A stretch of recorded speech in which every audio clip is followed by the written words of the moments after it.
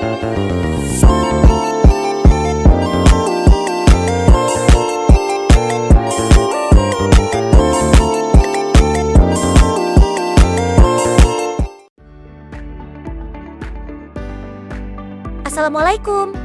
Hai semuanya, perkenalkan nama saya Ranggi Meira Putri Karisma. Pada video ini, kita akan belajar mengenai hukum Newton tentang gerak. Pasti teman-teman tidak asing kan mendengar hukum Newton di dalam fisika? Hukum ini ditemukan oleh ilmuwan terkenal yang bernama Sir Isaac Newton. Pada suatu ketika, Isaac Newton sedang duduk di bawah pohon apel. Ketika sebuah apel jatuh dari pohon, ia mulai merenung dan bertanya-tanya, mengapa apel tersebut jatuh ke bawah, bukan ke samping atau ke atas. Kemudian, ia mulai melakukan pengamatan terhadap berbagai fenomena alam, tentang pergerakan benda-benda di bumi dan pergerakan benda-benda di langit, sehingga tercipta hukum Newton. Hukum Newton terdiri dari 3 hukum yang sangat penting untuk memahami bagaimana benda bergerak. Pernahkah kamu bertanya-tanya, kenapa bola yang kamu tendang bisa menggelinding jauh? Kenapa kalau naik kendaraan, lalu kendaraan tersebut berhenti mendadak, tubuhmu malah terdorong ke depan? Apakah ini sihir? Atau ada hukum alam yang bekerja? Ternyata, semua itu bukan kebetulan. Ada hukum alam yang bekerja di balik semua gerakan itu. Hukum Newton adalah hukum yang menggambarkan hubungan antara gaya yang bekerja pada suatu benda dan gerak yang ditimbulkannya. Hukum Newton ada 3, yaitu hukum 1 Newton, hukum 2 Newton, dan hukum 3 Newton.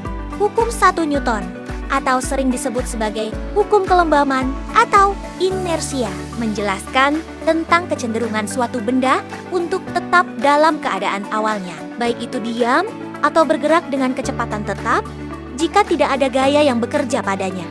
Hukum 1 Newton mengatakan sebuah benda akan tetap dalam keadaan diam atau bergerak lurus, beraturan dengan kecepatan konstan, kecuali ada gaya luar yang bekerja padanya. Kenapa kalau naik kendaraan, lalu kendaraan tersebut berhenti mendadak, tubuhmu malah terdorong ke depan? Karena pada saat kendaraan berhenti mendadak, tubuh terdorong ke depan karena inersia atau kelembaman atau kecenderungan benda untuk mempertahankan keadaan semula. Tubuh yang sebelumnya bergerak bersama kendaraan akan cenderung bergerak ke depan ketika kendaraan tiba-tiba berhenti. Sebaliknya, saat kendaraan melaju, tubuh terdorong ke belakang karena tubuh juga memiliki inersia dan akan cenderung tetap diam ketika kendaraan mulai bergerak dengan kecepatan konstan. Sekarang, coba letakkan benda apapun di depanmu dan perhatikan gimana benda tersebut tetap diam kan? Sekarang coba dorong benda tersebut.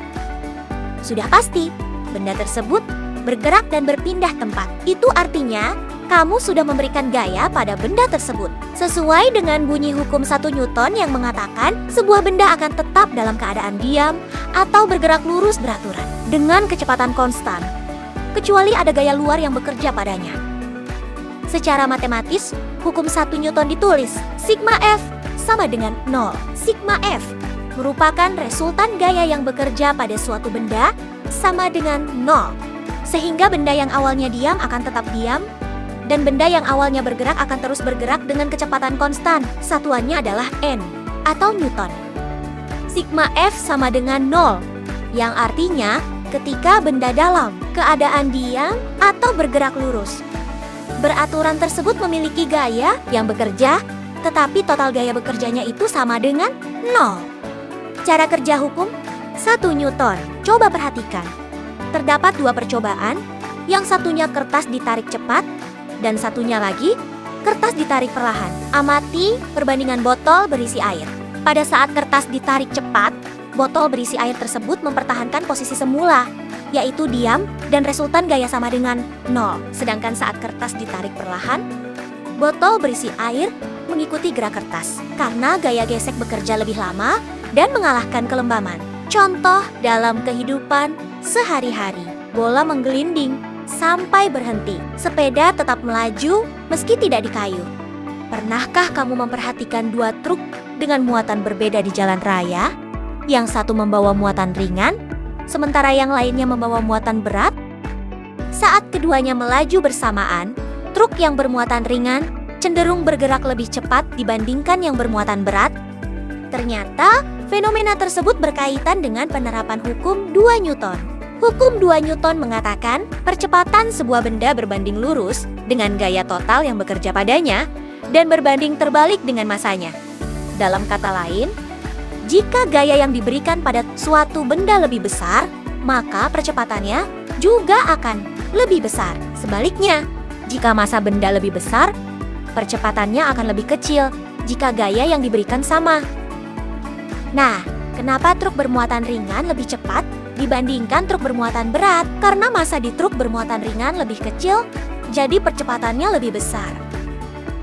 Perhatikan percobaan ini.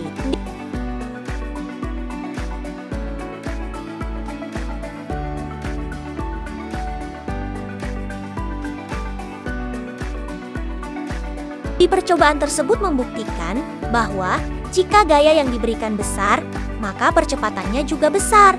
Secara matematis, hukum 2 Newton ditulis, sigma F sama dengan massa dikali percepatan. Hukum ini menyatakan bahwa percepatan suatu benda sebanding dengan gaya total yang bekerja dan berbanding terbalik dengan massanya. Hukum 2 Newton pada benda diam. Jika benda diam, artinya tidak mengalami percepatan, maka percepatannya 0. Sehingga menurut rumus, resultan gaya sama dengan massa dikali 0 sama dengan 0. Bukan berarti tidak ada gaya sama sekali, tetapi semua gaya yang bekerja saling meniadakan atau seimbang. Ada 2 gaya yang bekerja, yaitu gaya berat dan gaya normal. Benda yang ditarik dengan gaya searah. Terdapat sebuah benda bermassa yang ditarik dengan gaya yang berbeda. Ada gaya F1 dan gaya F2. Yang berarti total gaya kita jumlahkan. F1 ditambah F2 sama dengan massa dikali percepatan. Lalu bagaimana jika benda ditarik dengan gaya yang berlawanan arah? Karena kedua gaya tidak sama besar, maka F2 dikurangi F1 sama dengan massa dikali percepatan. Dan untuk mencari percepatannya, yaitu percepatan sama dengan resultan gaya dibagi massa. Benda pada bidang miring. Ketika suatu benda berada pada bidang licin, berarti tidak ada gaya gesekan. Gaya-gaya yang bekerja yaitu ada kemiringan bidang, ada gaya berat, dan ada gaya normal. Karena benda tersebut pada bidang yang licin, maka tidak ada gaya gesekan. Sehingga persamaan yang didapat, massa dikali gravitasi dikali sin theta sama dengan massa dikali percepatan. Sehingga percepatan yang dialami balok yaitu percepatan sama dengan gravitasi dikali sin theta. Artinya, semakin besar sudut kemiringan, semakin besar percepatan. Lalu bagaimana jika bidangnya tidak licin atau kasar? Berarti terdapat gaya gesek antara permukaan benda dan bidang tersebut. Maka berlaku persamaan berikut ini. Kemudian benda pada katrol. Ada benda dihubungkan dengan tali. Percepatan ditentukan oleh perbedaan gaya berat antara kedua benda. Selain itu, ada gaya tegangan tali yang juga berperan dalam menentukan percepatan. Contohnya,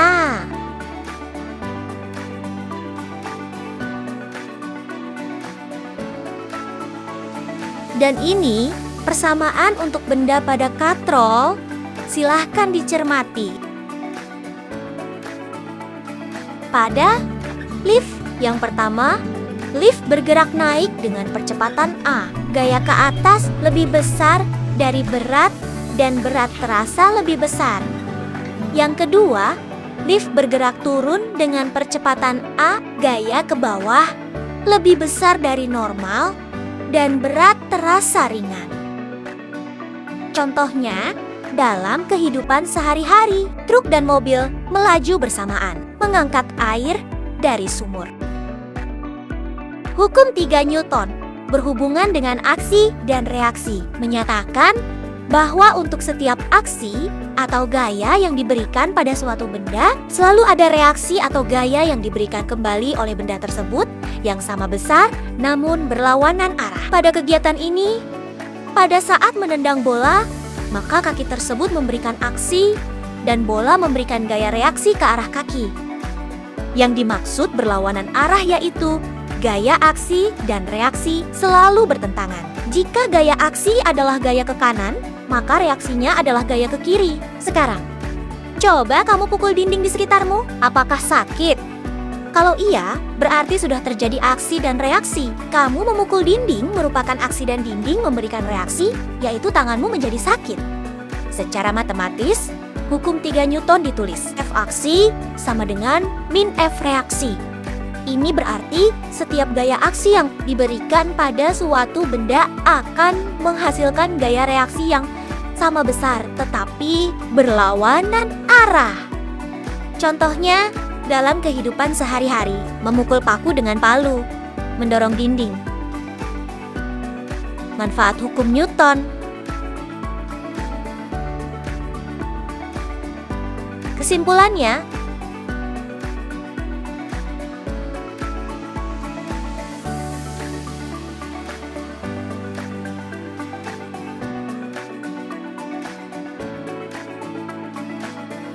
nah itu tadi penjelasan mengenai hukum Newton yang bisa saya sampaikan. Terima kasih sudah menonton. Semoga apa yang saya sampaikan bisa dimengerti. Sekian, wassalamualaikum